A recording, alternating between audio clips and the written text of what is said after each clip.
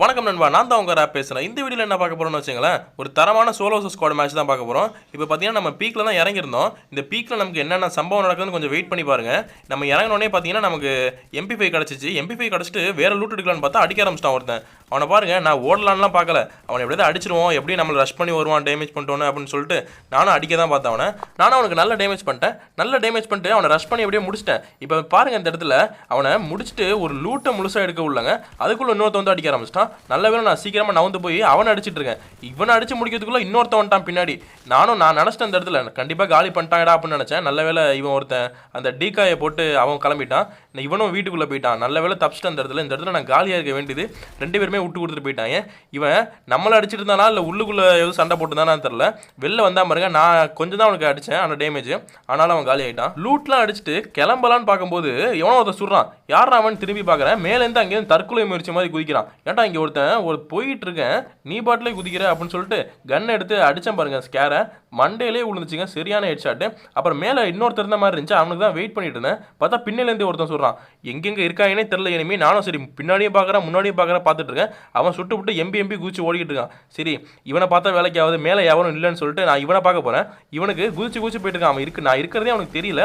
நானும் நல்லா டேமேஜ் பண்ணிட்டு நான் ரஷ் பண்ணிட்டேன். உடனே ஃபஸ்ட்டு யோசித்தேன், இந்த ஓப்பன் ஸ்பேஸில் ஸ்ட்ரெயிட்டாக இருக்கானே போகலாமான்னு யோசித்தேன். அதுக்கப்புறம் போயிட்டேன். வாழை போட்டு தப்பாக போட்டேன். கொஞ்சம் வலி வச்சு தான் போட்டேன், ஆனாலும் கொஞ்சம் பத்தலை.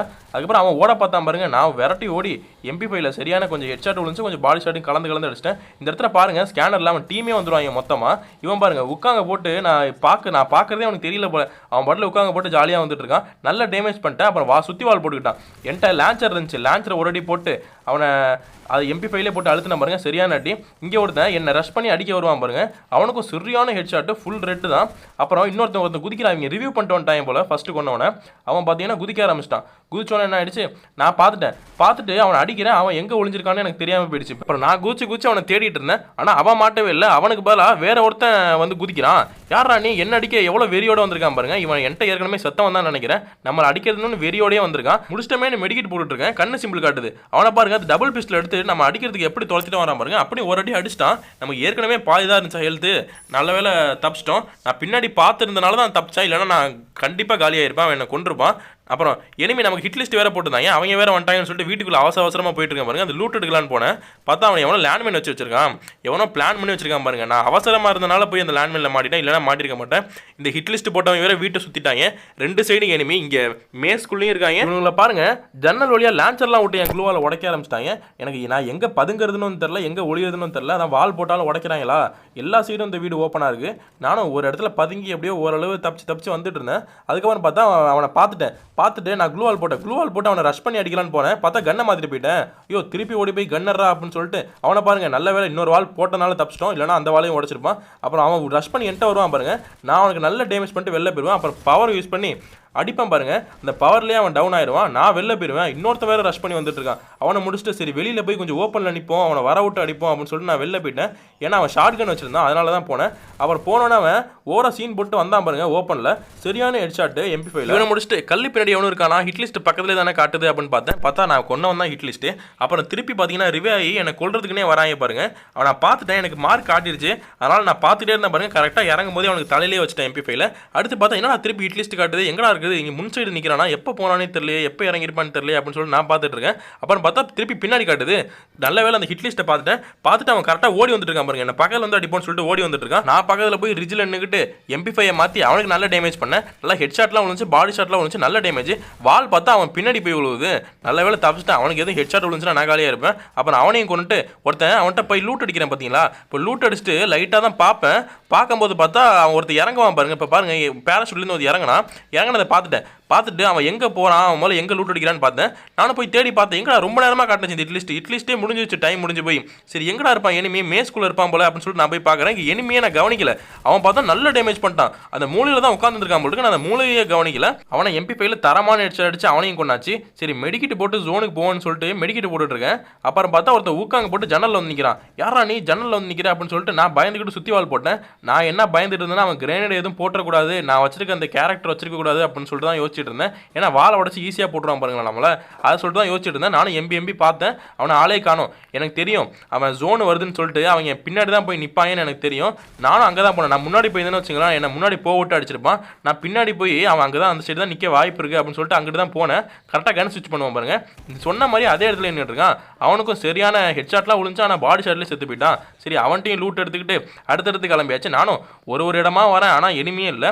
அப்புறம் பார்த்தா எனிமி ஒருத்தன் ஓடிட்டு இருந்தான். நான் அவனை பார்த்துட்டு அவன் பின்னாடியே ஓடுறேன். சரியான சான்ஸ் கிடைக்கணும்னு சொல்லிட்டு பின்னாடியே ஓடிட்டு இருந்தேன். ஏன்னா நம்மளும் ஜோனுக்கு போகணும்ல, நம்மளை போட்டு பொழந்துட்டான் ஏன்னா ஓப்பனில் வச்சு அப்படின்னு சொல்லிட்டு அவனை டவுன் பண்ணிட்டேன். அவனை டவுன் பண்ணிட்டு பார்த்தா அந்த வீட்டுக்குள்ளேருந்து என்ன அடிக்க ஆரம்பிச்சிட்டான். நான் அந்த இடத்துல முடிவே பண்ணிட்டேன், ஓகேடா ஸ்கைலர்லாம் போடுறாங்க, நம்ம வாழை உடச்சி நம்மளை முடிக்க போகிறாங்க அப்படின்னு சொல்லிட்டு தான் நினச்சிட்டு இருந்தேன். அப்புறம் பார்த்தா எனக்கு சாதகமாக ஒரு விஷயம் நடந்துச்சு. அவனை எவனோ போட்டு அந்த வீட்டுக்குள்ளே ஏறி பொழக்க ஆரம்பிச்சிட்டான். நான் இதான் சாக்குன்னு சொல்லிட்டு நான் வந்து ட்ராப் பண்ணி கவர் ஆகிட்டேன். அதை பார்த்தீங்கன்னா இன்னொருத்த வந்து அடிக்க ஆரம்பிச்சிட்டான். இறங்கி வந்து அவன் பாருங்க டீக்காயெல்லாம் விட்டுட்டுருக்கான். நான் அதை உடச்சி விட்டு, ஏன்னா பக்கத்தில் வந்து ஷார்ட் ரேஞ்ச் ஃபைட்லாம் வந்து ஷார்ட் கன் வச்சிருந்தா நம்மளை போட்டுருவான்ல. நம்மள்ட்ட MP5 தான் இருக்குது. லாங் ரேஞ்ச் கொஞ்சம் மிட் ரேஞ்சுனா சூப்பராக அடிக்கும். அதுக்கப்புறம் ரொம்ப ஷார்ட் ரேஞ்செலாம் கஷ்டம் தான் கொஞ்சம் அடிக்கிறது, லக் இருந்தால் தான் அடிக்க முடியும். அப்புறம் பார்த்தா அவனை டவுன் பண்ணிட்டு அவனை கில் எடுக்கலான்னு போயிட்டு இருக்கான். இவன் ஒருத்தன் ஓடி வந்துட்டு இருக்கான் கூச்சி, அவன்கிட்ட இருந்து தப்பிச்சு அவனையும் கொண்டு சரி வேகமாக ஓடி போய் அவனை கில் எடுத்துட்டு எவனும் இருக்கக்கூடாது, அவனை காப்பாற்றுவது வண்டக்கூடாதுன்னு தான் நினச்சிட்டு இருந்தேன். நான் இவனை முடிச்சுட்டு வீட்டு மேலே ஏறிட்டேன். வீட்டு மேலே ஏறிட்டு இந்த சைட்லேருந்து ஒருத்தன் அந்த சைடு ஒருத்தன் அடிச்சிட்டு இருந்தான் எனிமியை. நானும் வெளில வரட்டும் அடிச்சிக்கலான்னு வெயிட் பண்ணிட்டு இருந்தேன். அதே மாதிரி வந்தான் பாருங்க ஸ்கேரில் தரமான ஹெட் ஷாட்டு. அவனை முடிச்சுட்டு ஏன்னா பின் சைடு எவனும் பார்ப்போம், எவனாவது வரானான்னு பார்ப்போம்னு சொல்லிட்டு வெயிட் பண்ணிட்டு இருந்தேன்.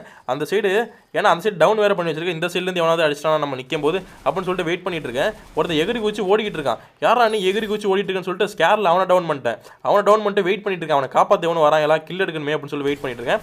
அவனை காப்பாற்ற ஒருத்தன் எப்படி குதிக்கிறான் பாருங்க.